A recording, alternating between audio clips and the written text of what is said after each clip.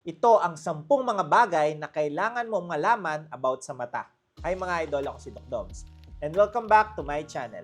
Para sa mga bago lang sa channel ko, I'm a board-certified ophthalmologist and a retina specialist here in the Philippines. So if you want medical and eye contents, please don't forget to hit that subscribe button and turn on that notification bell for more videos like this. Pero disclaimer lang po, ang mga videos na ginagawa ko ay hindi para mag-diagnose ng mga iba't ibang sakit nyo sa mata dahil mahirap mag-diagnose sa ganitong platform. Bagkos ito ay para mas maintindihan nyo yung mga iba't ibang sakit nyo sa mata na na-diagnose na po sa inyo. Ang pagpapacheck up sa inyong mga ophthalmologist ay ine-encourage. And for today's video, pag-usapan naman natin yung 10 bagay na bilang eye doctor ay sana alam ng mga pasyente.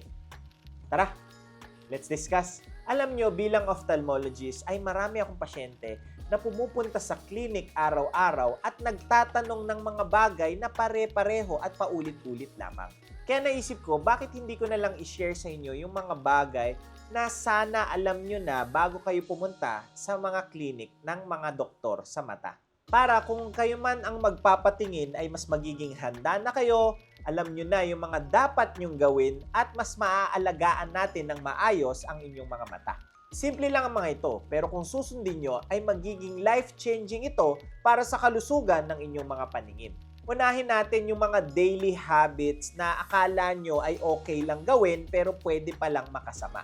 Una dyan ay dapat iwasan nyo ang pagkusot ng inyong mga mata. Marami kasing mga pasyente ang nakakaugalian na kusutin ang mga mata kapag ito ay nangangate o di kaya ay kapag inaantok na.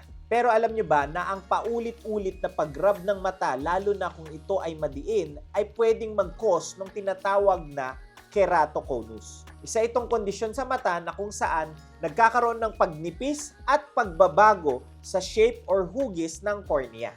Ito yung pinakaharap na parte ng ating mga mata at kapag nagbago ang hugis nito ay pwedeng mag-cause ng paglabo ng paningin. At kapag lumala ang pagnipis nito ay pwede itong pumutok at mag-cause ng malalang komplikasyon sa mata at pagkabulag. May video na ako about keratoconus, panoorin nyo na lang para mas maintindihan nyo ang sakit na ito. Bukod pa dyan ay pwedeng mag-cause na magkaroon ng impeksyon sa inyong mga mata. Dahil kapag madumi ang inyong mga kamay at ito ay kinusot nyo sa inyong mga mata ay pwede itong magdala ng bakterya papunta sa mata at mag-cause ng infeksyon. So kung makati ang inyong mga mata ay pwede naman itong kamutin, pero siguraduhin na sa balat o sa labas na parte lamang.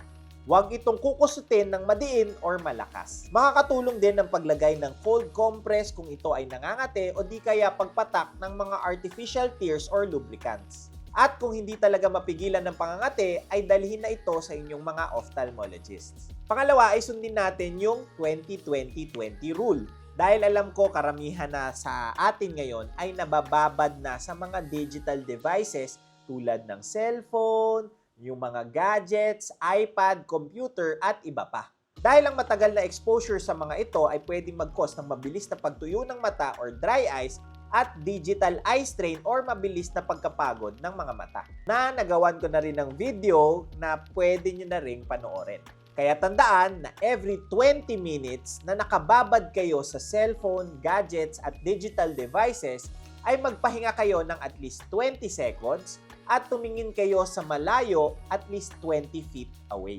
Ang simpleng break na ito ay makakatulong para maiwasan ang mabilis na pagkatuyo ng mga mata at mabilis na pagkapagod nito. Pangatlo ay huwag niyong iisipin na ang pagsuot ng sunglasses ay para sa pamorma lamang.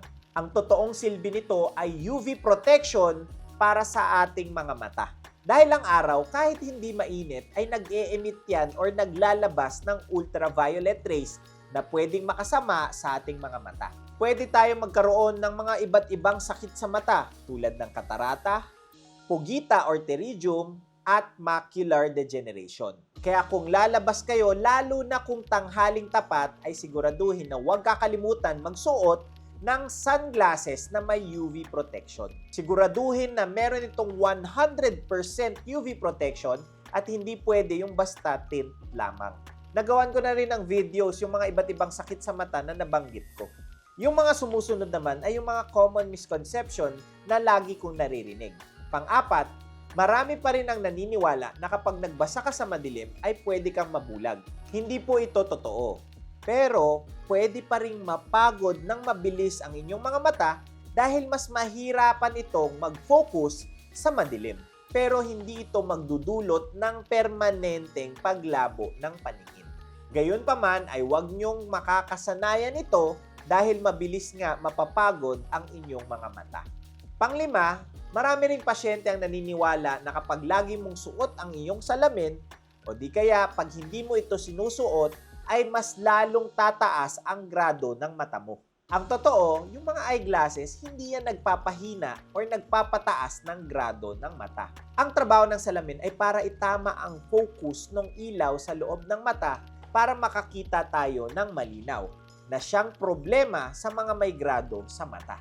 Pero hindi ito magpapalabo or magpapataas ng grado ng inyong mga mata.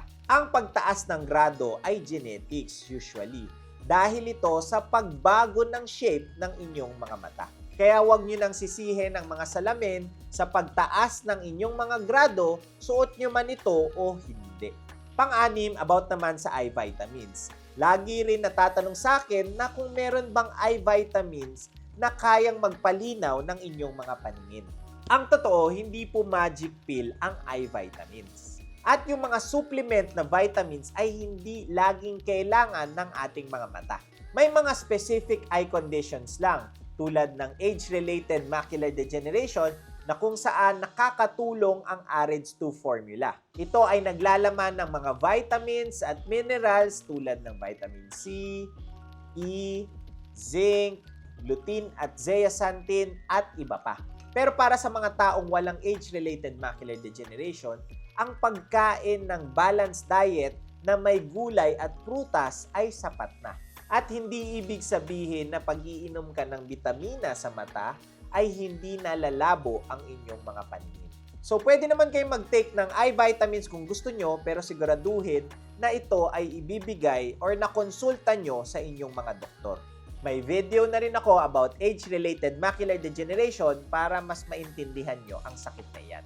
Punta naman tayo sa medical awareness dahil dito madalas nagugulat ang mga pasyente. Pangpito, kung ikaw ay may diabetes at hypertension, tandaan na pwede ring maapektuhan ang inyong mga mata ng mga sakit na ito. May tinatawag na diabetic retinopathy at hypertensive retinopathy na pwedeng makasira sa retina ng inyong mga mata na pwedeng mag-lead sa paglabo at pagkabulag. Kaya kung diabetic ka or hypertensive ka, ay wag na wag mong hahayaan na hindi ito nakokontrol para mas malaki ang tsansa na hindi ito magkaroon ng komplikasyon sa inyong mga mata. At wag mong hahayaan na hindi ipatingin ang iyong mga mata kahit wala ka pang simptomas. Kasi usually sa umpisa ay wala pang nararamdaman at kapag may naramdaman na ay malala na pala ang kondisyon at komplikasyon sa iyong mga mata. May videos na rin ako about sa mga sakit na ito na pwede nyo na rin panoorin. Pangwalo, hindi lahat ng pamumula ng mata ay impeksyon at walang iisang gamot lamang para sa lahat ng causes ng pamumula ng mata. Kaya tigilan nyo yung pag-abuso sa eye drops na eye mo red dahil hindi ito ang tamang gamot para sa lahat ng pamumula ng mata. Tandaan na marami ang pwedeng causes ng pamumula ng mata at iba-iba ang gamot para dito. May pasyente ako, namula ang mata, akala niya sore eyes, so nagpatak siya at nag-self-medicate ng antibiotic. Yun pala, allergic conjunctivitis na hindi naman kailangan patakan ng antibiotic na eye drops. Yung iba naman, akala sore eyes, pero yun pala glaucoma na isang emergency na kailangan magawa ng paraan kagad at hindi dapat patagalin pa. Kaya kung namumula ang iyong mga mata, ay ipacheck ito sa inyong mga ophthalmologist para malaman kung ano ang tamang diagnosis at mabigay ang tamang treatment dito. May video na rin ako about eye redness, glaucoma at sore eyes. Pangsyam, para sa mga mahilig mag-contact lens, tandaan na ang contact lens ay isang medical device. Hindi ito laruan or pang-fashion lamang. Dahil tumutulong din ito para makorek yung grado ng mata. Kailangan may proper hygiene, tamang solution, at dapat hindi nyo ito makatulugan. Dahil may pasyente ako, na nakatulugan ang paggamit ng contact lens, lalo na wala pa itong grado, no? Pang fashion lamang. At pagkagising niya ay sobrang sakit na ng mata niya at malabo na ito na na-infection na pala. So hindi biro yung mga kasong ganito dahil pwede itong mag-lead sa pagkabulag. At syempre, pang-sampu ay hindi dapat mawawala ang usapan ng regular check-up. Ang huling bagay na sana alam nyo ay napakahalaga ng eye check-up. Kahit wala kang nararamdaman na sintomas sa iyong mga mata, ay dapat mapacheck up mo ito. Meron kasing mga sakit sa mata na silent killer. Or, hindi pa ikaw nagkakasimptomas, ay pwedeng lumalala na ito at too late na kapag ito ay naramdaman mo na. May pasyente ako na pumunta para magpasalamin lamang. Pero yun pala may advanced glaucoma na pwedeng mag-cause ng permanenteng pagkabulag. Kung nagpa-check up siya ng regular kahit wala pa siyang simptomas, ay nasagip sana ang kanyang paningin. Kaya prevention is always better and cheaper than cure. Mas mabuting maagapan kesa sa huli na ang lahat. Kung alin sa mga ito ang nagulat ka, ay comment mo lang sa baba. At huwag mo kakalimutan na i-share ang video nito sa mga mahal mo sa buhay. And that's it for today's video. Yan ang 10 bagay na sana alam nyo bago kayo magpatingin. Please don't forget to like, comment kung may mga questions or suggestions kayong topics, subscribe, and hit that notification bell for more medical and eye contents. Ngayon, mas may alam ka na. Ako po si Doc Doms. See you on my next video.